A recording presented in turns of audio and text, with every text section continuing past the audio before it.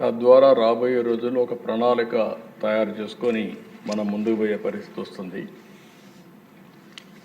దగ్గర late 90s ఆ రోజుట్లో హైదరాబాద్ సమైక్య ఆంధ్రప్రదేశ్కి విజన్ 2020 తీసుకొచ్చాం.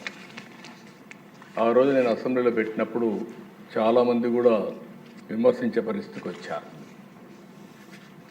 అయితే ఈరోజు ప్రధానమంత్రి అది ఈరోజు మీరు హైదరాబాద్ని చూస్తే ఆ రోజు నేను చెప్పిన దానికంటే ఇంకా ఎక్కువ జరిగింది.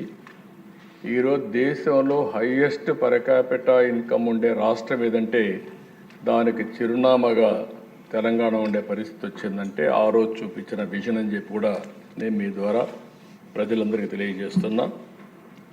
ఈరోజు ప్రధానమంత్రి గారు వికసిత్ భారత్ 2047 తీసుకొచ్చారు. 2047కి జీడిపి $30 ట్రిలియన్ కింద